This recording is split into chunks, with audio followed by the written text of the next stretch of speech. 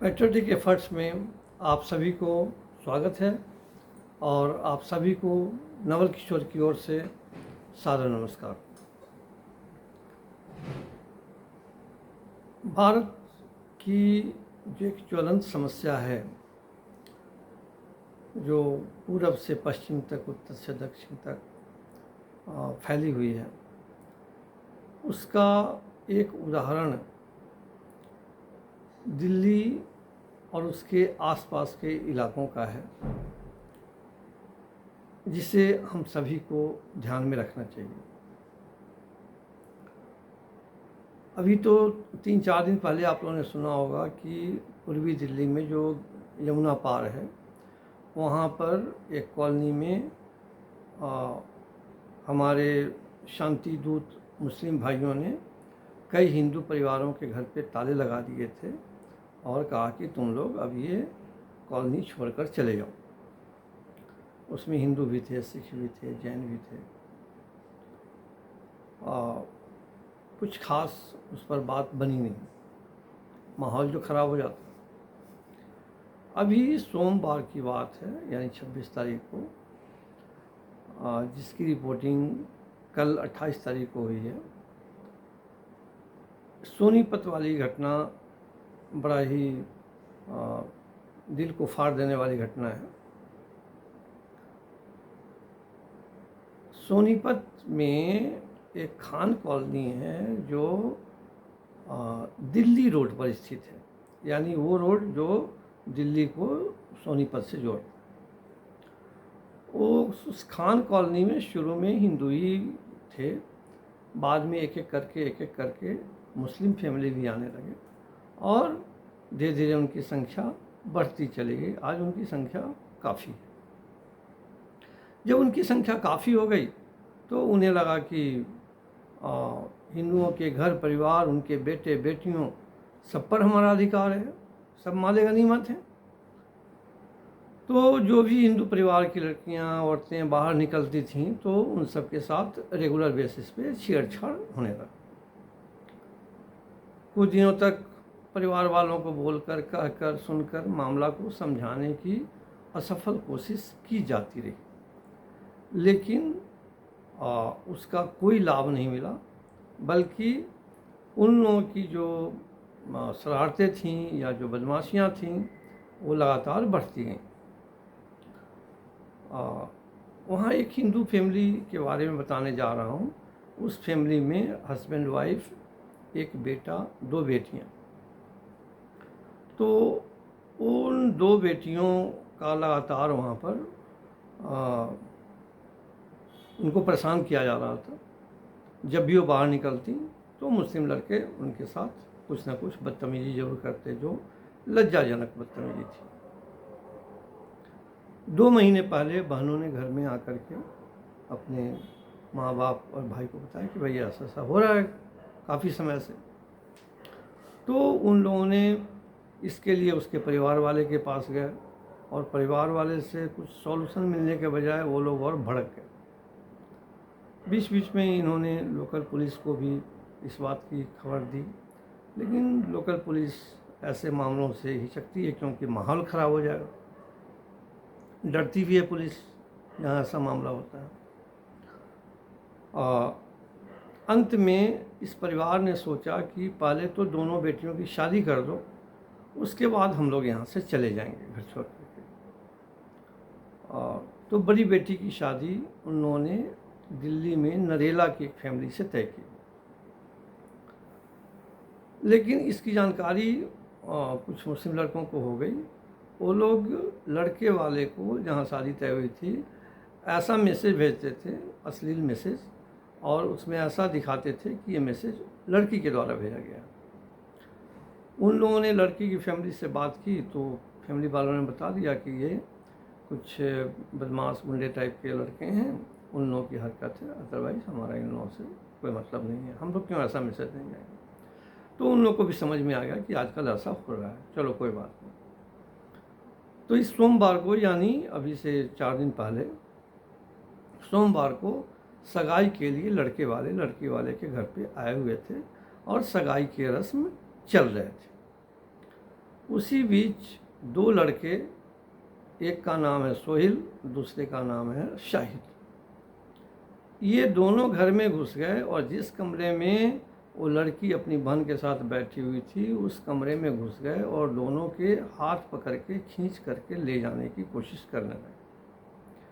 जब परिवार वालों ने विरोध किया तो दोनों खानों ने इन लोगों को मारा पीटा और ये धमकी दी कि अगर इसकी शादी हो गई तो इस परिवार में कितनी लाशें बिछेंगी इसका कोई हिसाब नहीं हो। इतना कह करके वे लोग वहाँ से चले गए।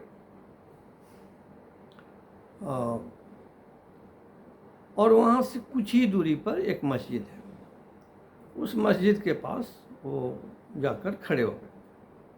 उनके कुछ और भी साथी थे, लगभग 20 साथी, जो मस्जिद के अंदर बैठे हुए थे उनकी सहायता करने के लिए। तो जब लड़के वाले चले गए तो लड़की वालों को बड़ी शर्मिंदगी महसूस हुई कि ऐसे शुभ अवसर पर इस तरह की गंदी हरकत हुई है, इतनी गंदी हिमाकत की है इन लोगों ने। तो इसका एक ही सॉल्यूशन उन लोगों को दिखाई दिया कि इन लड़कों के परिवार वालों के पास जाते हैं, माँ बाप को बोलें कि भाई देखिए आपके लड़के हमें बहुत परेशान कर रहे हैं, थोड़ा सा उनको रोकिए, चेक कीजिए, नहीं तो हमारा जीना मुश्किल हो जाएगा। जैसे ही वो मस्जिद के पास पहुँचे उन दोनों लड़कों ने पिटाई करनी फिर शुरू कर दी। शोर शराबा हुआ तो कुछ लोग इकट्ठे हो गए आसपास के। तो ये दोनों भाग कर के अंदर मस्जिद में गए और मस्जिद के अंदर जो 20 लड़के थे उनके साथ छत पे चढ़ गए और वहाँ से पत्थरबाजी शुरू कर दी, जिसके कारण कई लोग काफ़ी घायल हो गए। इनमें से 4 का कंडीशन काफ़ी सीरियस हो गया, 2 को वहीं लोकल हॉस्पिटल में भर्ती कराया गया और बाकी दोनों का कंडीशन इतना ख़राब था कि उन दोनों को रोहतक के पीजीआई में ले जाना पड़ा। अब हुआ कि पुलिस के पास हम चलें कंप्लेन करें, ऐसे तो बात नहीं बनेगी। अब पुलिस के पास गए तो पुलिस बड़ी मुश्किल से, बहुत परेशानी दिखाते हुए कि क्या करते हो तुम लोग, ये वो, थोड़ा सा इन लोगों को डांटते हुए आई और जो सोहिल नाम का लड़का था उसको पकड़ के लेके चली गई, ये सोच करके कि एक को पकड़ के ले जाएंगे तो मामला शांत हो जाएगा। अब जो पीड़ित पक्ष है वह बोलता है कि ये 2 लड़के हमारे घर में ऐसे ऐसे घुसे, हमारी दोनों लड़कियों को उठाकर ले जाना चाहते थे और पता नहीं क्या करते, और प्लस हमारे ऊपर इतनी पथराव हुआ, इतने सारे लोग घायल हुए और उसमें जो मस्जिद में पहले से 20 लड़के मौजूद थे उनकी भी बहुत बड़ी भूमिका है, तो उन सब पर 22 पर केस दर्ज होना चाहिए, 2 ये और 20 हो। अब पुलिस यहाँ हिलावाली करने लगी कि ठीक है, कौन कौन थे उनकी पहचान हम साबित करेंगे, मस्जिद में जो कैमरे लगे हुए हैं उसमें देखते हैं कि कौन कौन थे कौन कौन नहीं थे, तुम लोग झूठ बोल रहे हो या सच बोल रहे हो। अब उधर से जो मुस्लिम पक्ष था उसने कहा कि नहीं, 2 ही लड़के थे इस काम में और बाकी 20 पर आप कोई भी एक्शन नहीं उठा सकते, नहीं तो फिर हम लोग आपके खिलाफ एक्शन लेंगे। पुलिस को धमका दिया उन लोगों ने, पुलिस शांत हो गई। फिर हिंदू परिवारों को लगा कि अगर हम लोग इकट्ठे नहीं हुए तो फिर पुलिस कुछ भी नहीं करेगी, तो इन लोगों ने कहा कि नहीं, उन 22 का अरेस्ट होना ज़रूरी है, उनके खिलाफ कड़ी से कड़ी कार्रवाई होनी चाहिए। तो इस ढंग से वहाँ जितने भी हिंदू परिवार थे और मुस्लिम परिवार थे ये 2 गुट बन गए। अब हुआ क्या कि वो जो मुस्लिम गुट था लगातार हिंदुओं पर फप्तियाँ कसना, उनके दरवाजे बजाना, उनको जा कर के धमकी देना, ये कहना कि आज रात में आग लगा देंगे, तो आज ये कर देंगे, तो वो कर देंगे। और हिंदू परिवारों में इतना डर बस गया कि जो उसमें लड़के सब थे उन सब ने तय किया कि हम लोग सभी छत पर रहेंगे, रात भर जगे रहेंगे कि रात में अगर ये कुछ भी ऐसा करते हैं तो उसके लिए हम कदम उठा सकें, कुछ कर सकें। वहाँ पर एक पुलिस पिकेट भी बनाई गई, तो वो तो ऐसे ही दिखाने के लिए होता है और उससे कुछ फ़ायदा हुआ नहीं, बल्कि और उसको मुस्लिम पक्ष से धमका ही रहे थे। तो 3 पिकेट बना दिए गए अलग अलग जगह, लेकिन उसका भी कोई असर नहीं हुआ। हिंदू परिवार वहाँ पर पूरी तरह डरा हुआ है, भयभीत है, असुरक्षित महसूस कर रहा है। जीना उनका मुहाल जैसा लग रहा है। स्त्रियों का, लड़कियों का बाहर जाना बिल्कुल बंद है। जो लड़के भी जाते हैं यही सोच के जाते हैं कि पता नहीं हमारा क्या होगा। जब कुछ और बाहरी लोगों ने पुलिस वालों से कहा कि भाई कुछ कड़ा एक्शन लो, ये तो बड़ी मुश्किल वाली बात होगी, तो उन्होंने कहा कि बकरीद से पहले अगर हम कुछ करेंगे तो माहौल ख़राब हो जाएगा, बकरीद गुजरने के बाद हम देखेंगे। तो पुलिस की हिलावाली से वहाँ के जो हिंदू लोग हैं वो असंतुष्ट हैं और ऐसा लग रहा है कि वो लोग वहाँ से पलायन करने के लिए मजबूर हैं। उन्हें यही एकमात्र रास्ता दिख रहा है। टोटल कहानी तो यहीं तक है, लेकिन इसमें एक बात और भी है कि वो पलायन करके जाएंगे कहाँ। जहाँ कहीं भी जाएंगे वहाँ पर फिर यही स्थिति पैदा होगी। दिल्ली भी सुरक्षित नहीं है, आसपास का कोई भी एरिया सुरक्षित नहीं है। जहाँ कहीं भी जाएंगे ऐसे लोगों को मिल जाएंगे। तो कल वाले वीडियो में भी मैंने कहा था कि जो समुदाय डरपोक और लोभी होता है उसका मिटना तय है। अगर वह मिटता नहीं है, कोई और रास्ता अपनाता है, तो गुलाम होकर रहे। या तो तुम्हारा अस्तित्व खत्म हो जाएगा या तुम गुलाम होकर के पीढ़ी दर पीढ़ी जियोगे। तो गुलामी की ज़िंदगी जीने से बेहतर है कि तुम्हारे साथ जैसा हो रहा है उससे भी ज़्यादा प्रचंड और प्रबल ढंग से प्रहार करो, रह जाओगे, अस्तित्व तुम्हारा बना रहेगा।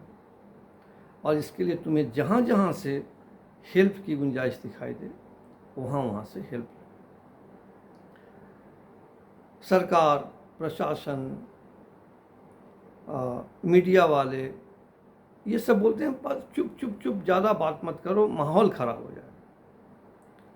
तो हमें कोई पीटते रहे, कुचलते रहे, काटते रहे टुकड़ों में, हमारी बहन बेटियों के साथ दुष्कर्म करके और उनको काट करके नालियों में फेंकते रहे और हम चुप रहें, बल्कि उनको मिठाई खिलाते रहें, केक खिलाते रहें और उनके सामने में हाथ जोड़े हुए रहें, तभी माहौल ठीक रह सकता है।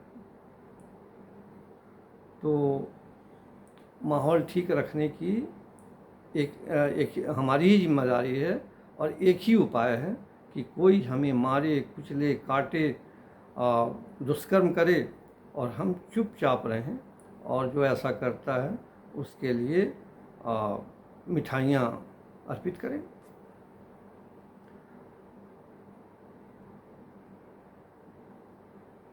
इससे ज़्यादा अभी कुछ भी कहना शायद ठीक नहीं होगा, क्योंकि संगठन बनाने के लिए अभी कोई भी सामने नहीं आ रहा, ज़मीन पर उतरना नहीं चाह रहा है। सभी यूट्यूब के ज़रिए ही अपना अपना प्रतिरोध जता रहे हैं और चुप बैठे हैं। यह भी ध्यान रहे कि आज सोनीपत की खान कॉलोनी में सभ्य और सहनशील समाज के साथ ये शांति दूत ऐसा कर रहे हैं, तो आज जो उन लोगों के प्रति उदासीन भाव रखे हुए हैं, कल को उनके साथ भी ऐसा ही हो, पक्का हो। तो जिनको खुद बचना है वो दूसरी जगह की घटनाओं को ध्यान में रखें और उस पर एक्शन लें। नमस्कार।